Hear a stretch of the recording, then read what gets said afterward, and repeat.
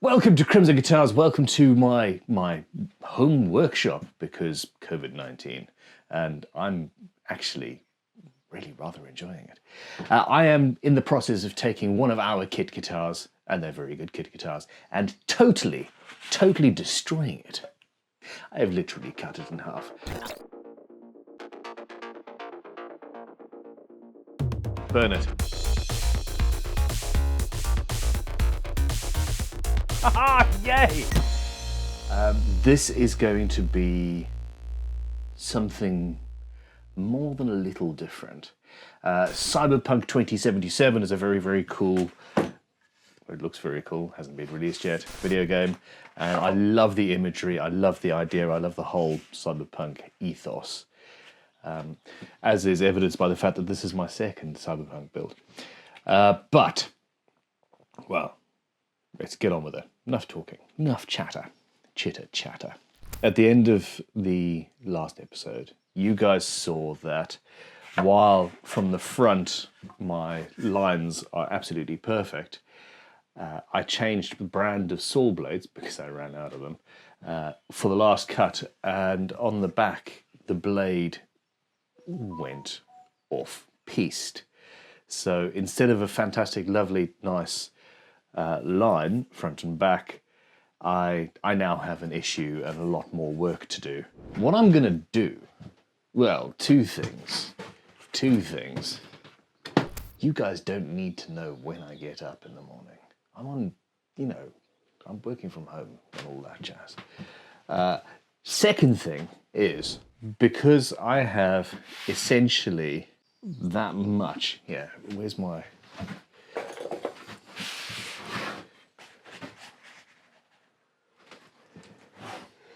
That's the gap. That is not good. It was absolutely perfect right up until the last saw blade. I'm ever so slightly peeved, to be frank. But what I'm going to do is I'm going to have to make from the front a cut that makes that gap that thick. And yeah, that's going to be problematic because I don't have... I'm not going to do that with the same saw because I'm just not.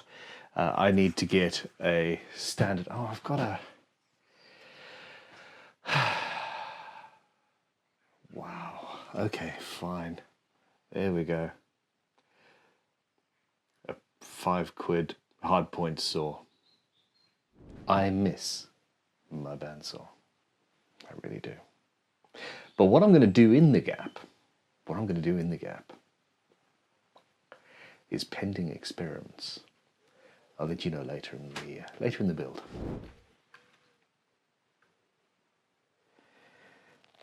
$7 mil.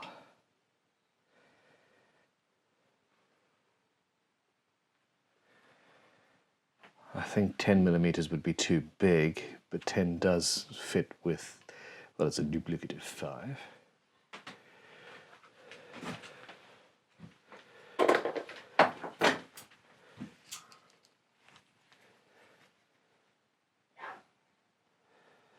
Oh, I think 10 mil's fine. All right.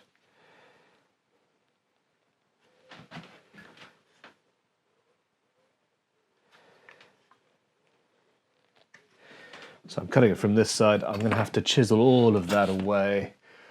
Chisel, rasp. Look who made it into the building. Oh. Okay.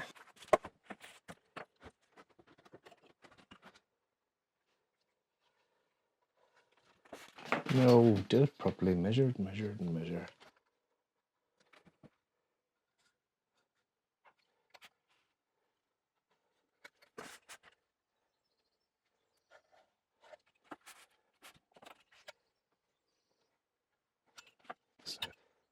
So we're going to remove all of that material and fill it with something else. Always put your tools away as you go. I'm gonna clamp this down and then figure it out. That's just getting in the way.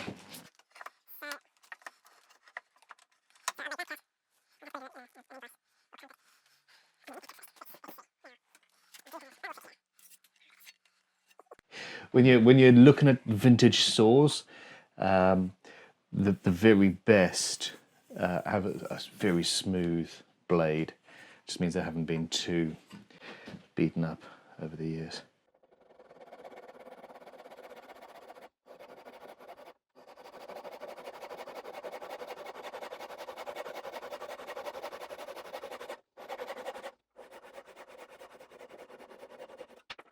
All right, well, that's a start. Okay. See, the thing is, I could use a jigsaw on a few of the cuts, maybe, but it's not guaranteed. I'm just... because I'm not working from a straight, from a flat surface, and I don't want to cut from the back because I can't see what the hell's going on. So, well,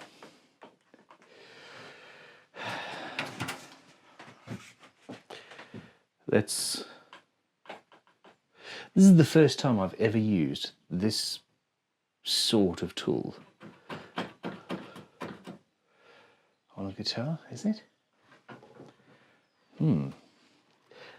Oh, the last time was definitely in another shed.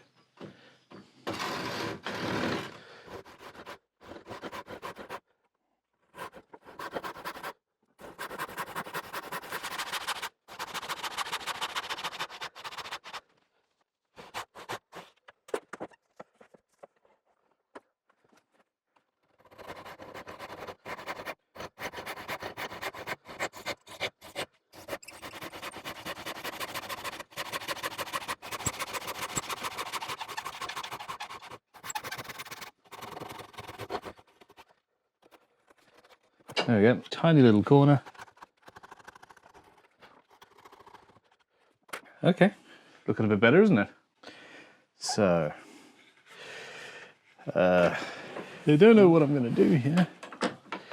Nothing for it.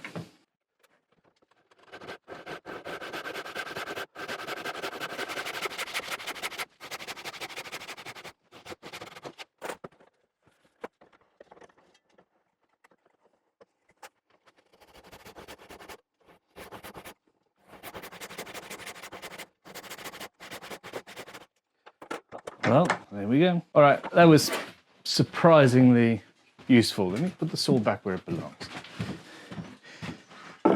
That was good.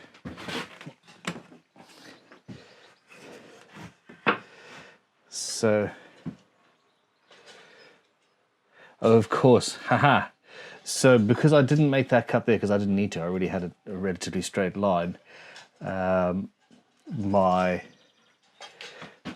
That does look a little bit weird. I don't want to make that any smaller. If you recall, I cut in the wrong place there. So I'm going to, or does it? That might well be a happy little accident, actually. I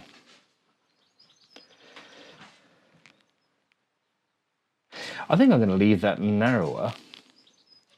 For now, at least. I can always cut away more material and make it even, but I quite like the way that that goes thinner and then fat. Story of my life, that is. Okay, so what I need to do now is get rid of that horrible bulge. And again, we're in the vise.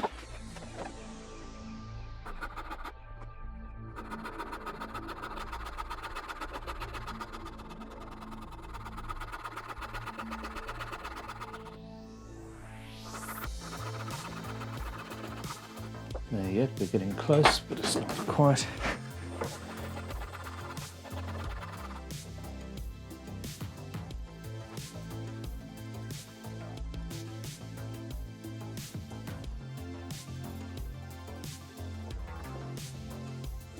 Using the exact same techniques, I'm going to square off and sort out all of these surfaces.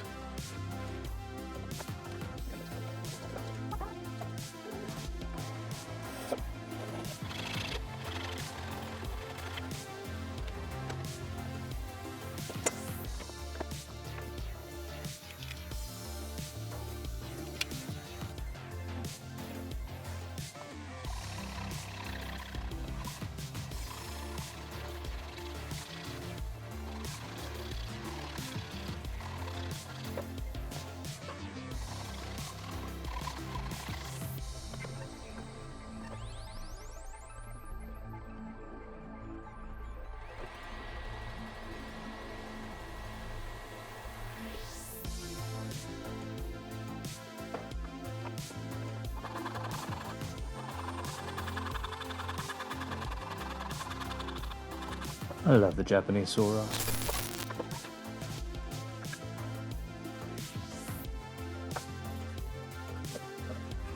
Well, here we go. Pretty much. We've got a thing going on. Hold on. There we go. It's very hard to hold in this position. So nice and square and sorted, and yeah, that was a bit, and some turning has been going on at the same time.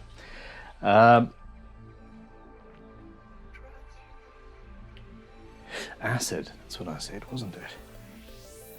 Okay, so let's find some aluminium.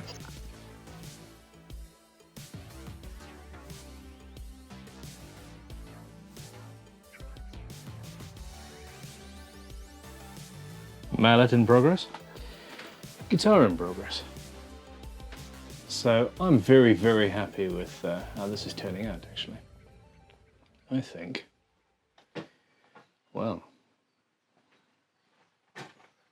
ferric chloride, that stuff. Let's play. Okay, I have got some 40% ferric chloride acid here. It's fairly relaxed stuff. I know that you can etch aluminium with it, and I'm just going to run a quick test to see what happens with this. I have two options with this. We have this dystopian world where it's both high-tech and somewhat dilapidated in parts. So I could just have a standard aluminium plate that's just a boring plate, and then I etch it in places with the ferric chloride to create a sort of distressed, weathered effect, and that is going to happen. Another option is I can actually create etched plates with a proper design in it. I mean, that's tempting too, isn't it? I'm doing things with this build that I have not done before. I am playing with things that I've not really played with before, and yeah, I'm having fun. I hope you are too. Take the material, clean it off.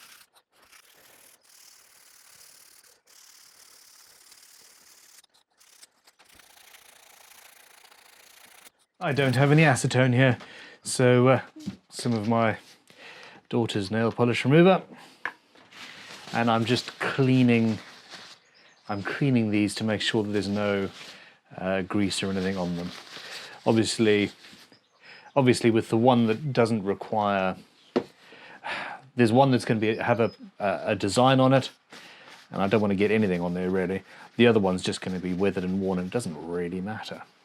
Nonetheless, we'll clean it up anyway.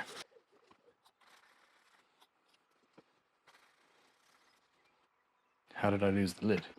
Got it. Sharpie. Apparently, Sharpie is enough of a resist that the ferric chloride won't get through the Sharpie and won't etch where Sharpie is, and you can then sand it off. So let's start with just some nice straight lines. So that needs to be dry and burnished down. Well, that's a bit better. Not perfect. Okay. Well, I suppose this is just a test to see if this works as a resist, so...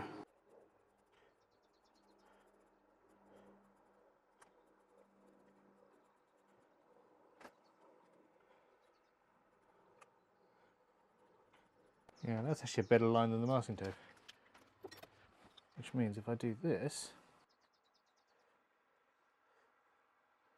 Oh, yuck. Do it the other way then. Yeah.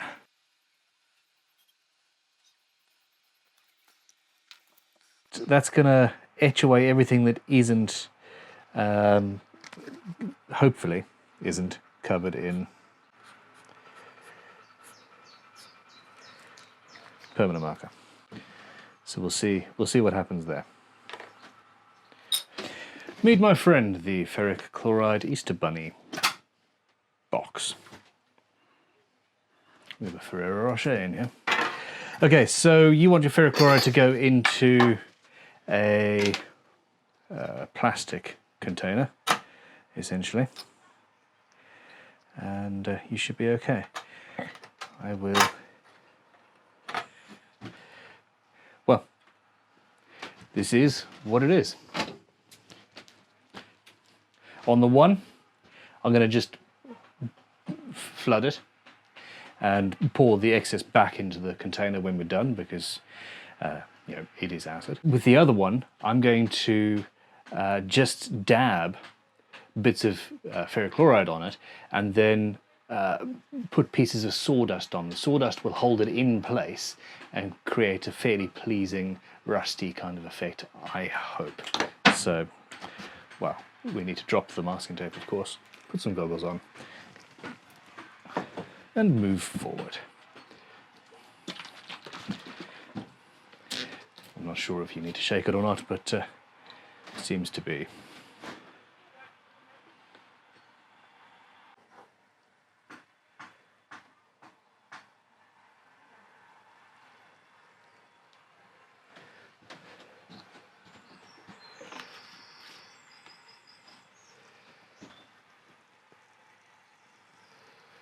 Wow, okay.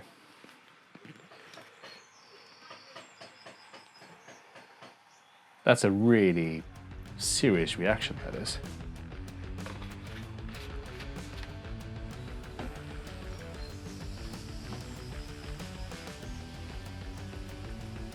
That's somewhat more excessive than I thought it was going to be.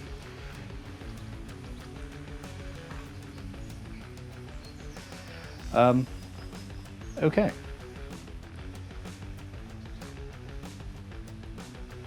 Well, quite frankly, I find that somewhat worrying.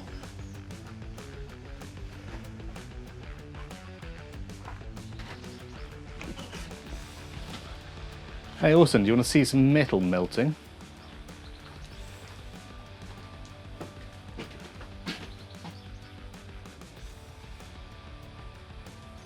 Is that acid? That's acid, yeah. Get out. Run away. Don't tell your mummy. I need to get this out, and I don't want to use a metal tool to get it out, and I'm surrounded by metal tools. Okay, I think that essentially this has failed, everybody.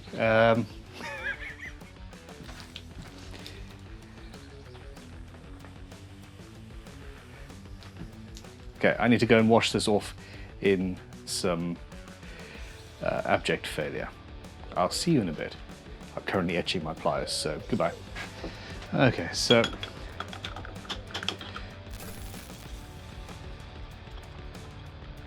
Okay, so that is actually rather beautiful. We haven't got a design of any sort on it, because this is a lot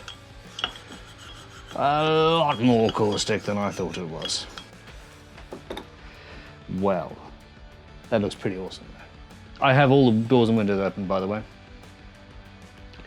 Let us, just while we're here, go to stage 2, which is this piece. And essentially, don't think it's going to melt this. We're just creating a sort of aged effect.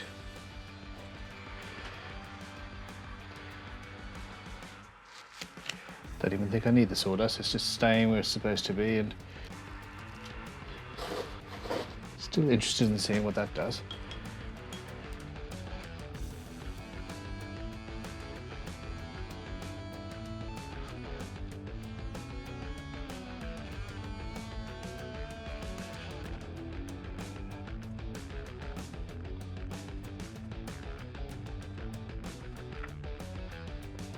This is so much faster than I thought it would be. Okay. I watched a couple of videos of people doing this very thing, and not one of them reacted like that. So I've probably got incredibly powerful ferrochloride. 40% might be stronger than required. I don't even know where I got it. Well, it's given an effect that I like the look of. So we've got that, which looks really, really cool. And then this one is still currently etching away. Let's clean it and see what we're left with. Now what I haven't done is neutralize it yet. That caught me somewhat by surprise. I was expecting to have a half-hour wait, during which I would get my jar of water and bicarbonate of soda, I think is the requirement. But no. So, so yes, prepare, and then play with the acid. I like a lot.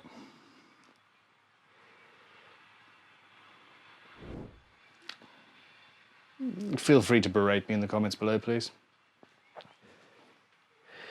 All right, so essentially, soap and water has pretty much neutralized that. But just to be absolutely sure, there's some baking soda.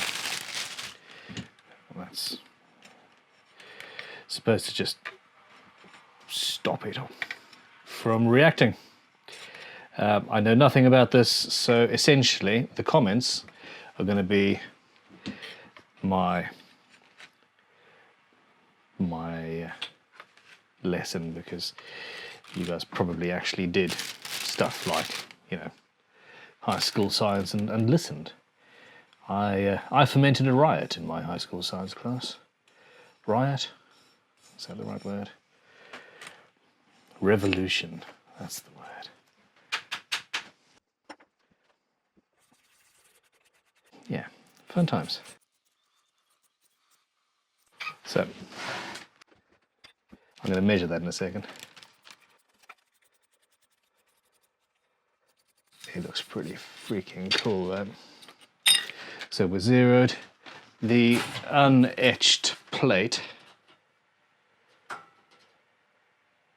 is 1.2 millimeters. So very thin stuff. And then this one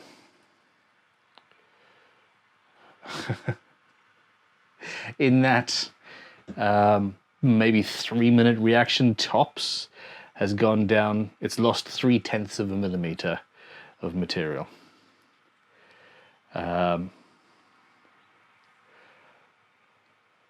And gained a very interesting patina. Okay, so I am going to use this. I'm not going to bother trying to etch cool designs or lines or anything like this. Not at this point. That is something that I am going to do in the future for definite. But I dropped it. Let's start again. There we go. I'm all about learning new stuff and, you know, seeing how I can apply it to a guitar build. I don't like being bored. I apologise if I've just you know, cut to the quick with any of you currently stuck at home. But well, there we have it. So this is yeah. This is the effect I'm going for. So I'm basically just going to make some aluminium plates for this guitar to cover up various sections, etc. And then I'm going to etch the hell out of it. Damascus guitar, anyone? It would be pretty cool if I teamed up with Alex Steele or DeResta does. Some fairly interesting blacksmithery. That could be fun. Okay, I'm going to go and have a cuppa and play. Hey Jasmine, I melted metal. Do you want to see it happen again? Do you want to see me melt some metal? No, not really. You call yourself a... How the hell are you not interested in watching somebody melt metal?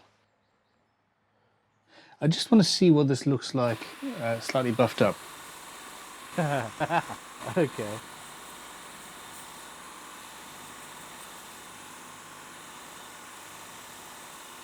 Here we go.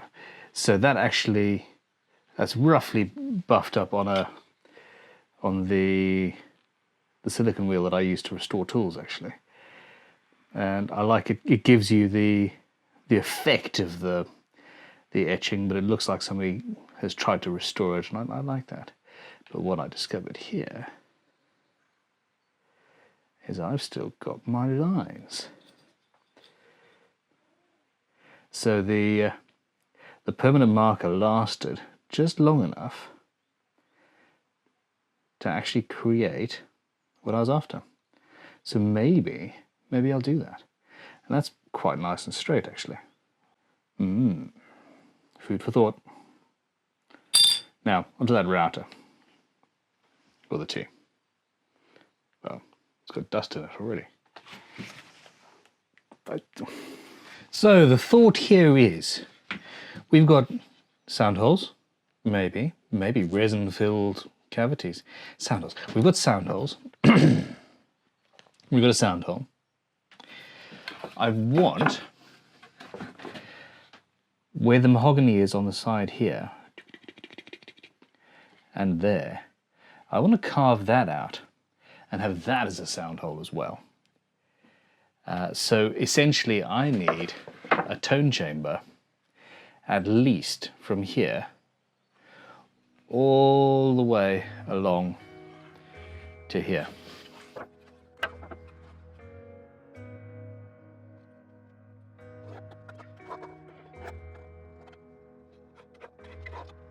That's a good line.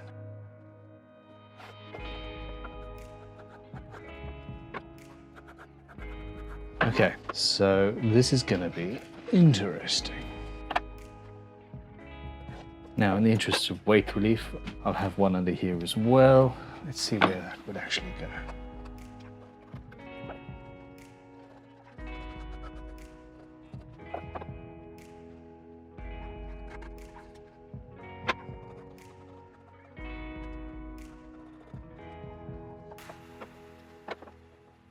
So of course I've got that.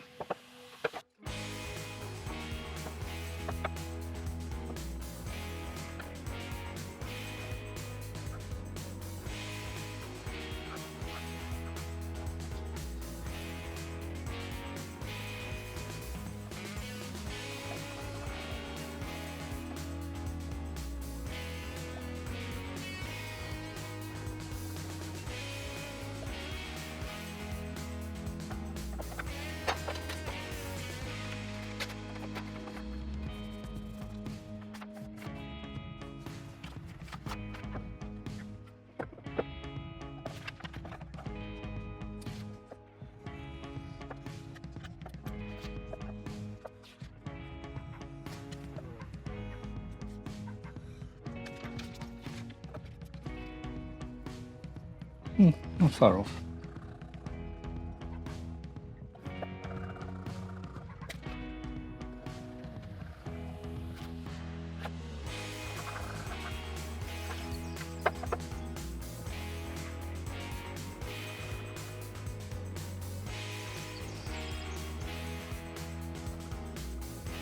So what? So honestly, it needs to be something interesting.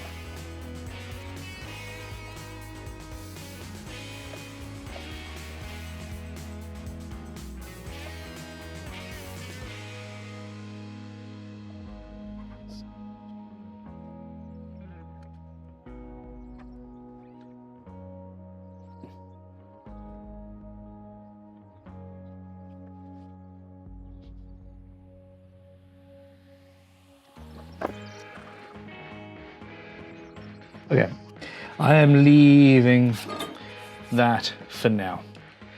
I don't like the idea of having a massive backplate all over here, so I'm not going to route from the back. I'm going to do something even more interesting.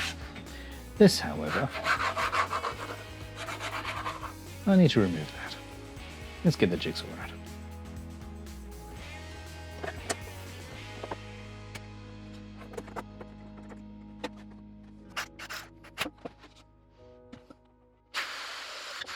Oh, no tear out. How lovely.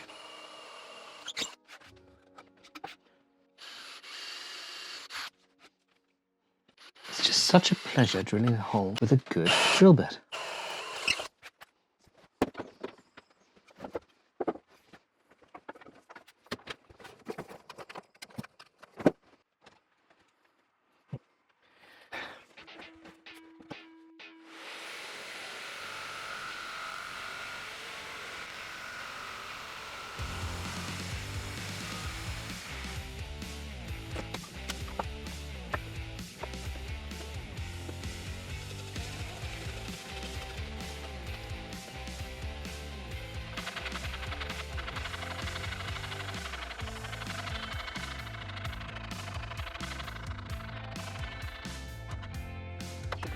Because of a complete lack of precision and, shall we say it, skill, I have had to make a second one that actually fits.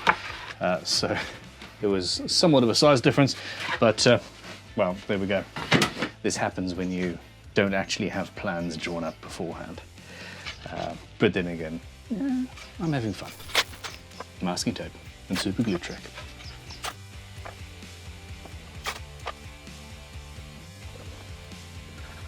If you don't burnish it down, you do run the risk of, failing.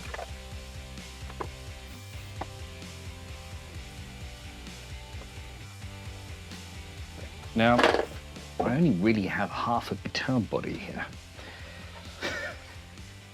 It's somewhat frustrating.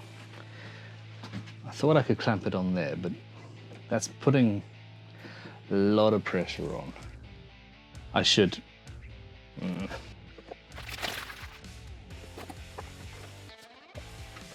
I do need to pre-drill this, so that's going to be done by hand because I don't have a pillar drill. So really, oh, this is going to be so interesting. We'll just...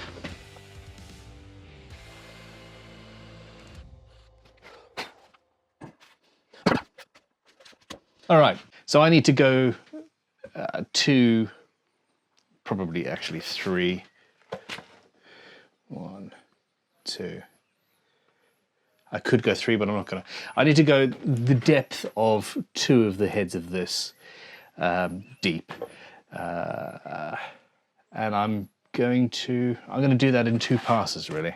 But I'm also going to put on a dust mask and some eye protection because actually this is kicking up a lot of dust. Safety first.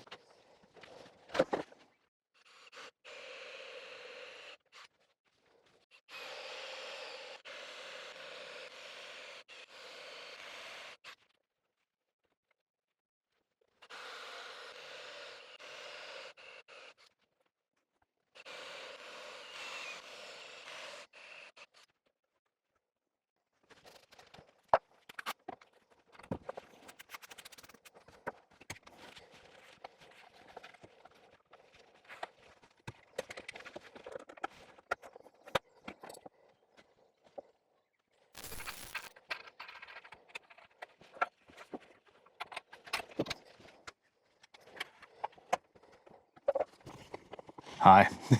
Obviously this is the first time I've ever used this particular router. Triton really came through when I said I was building this shop. I was going to bring all of my tools from Crimson, and they said, well, what's the point in that? And here we go. Okay, now the one thing I don't have is extraction. I just don't have the space at the moment. I will have it in the workshop, in my home workshop eventually, of course, in a nice big soundproof box. But for now, yeah. Well, I've removed a lot of waste. Forstner bits are by far the more efficient way of getting rid of a lot of material quickly and safely. A router is better at nibbling around the edges. Like me in a chocolate box. Okay.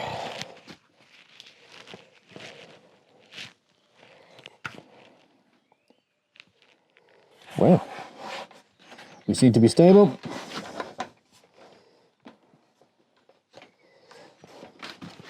Set the depth so the bearing is running off the template,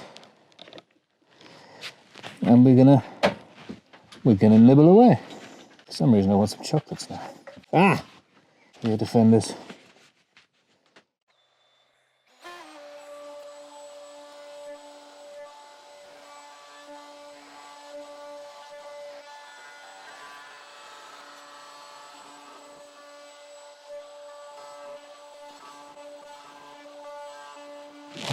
It feels like I'm going through butter, it's insane.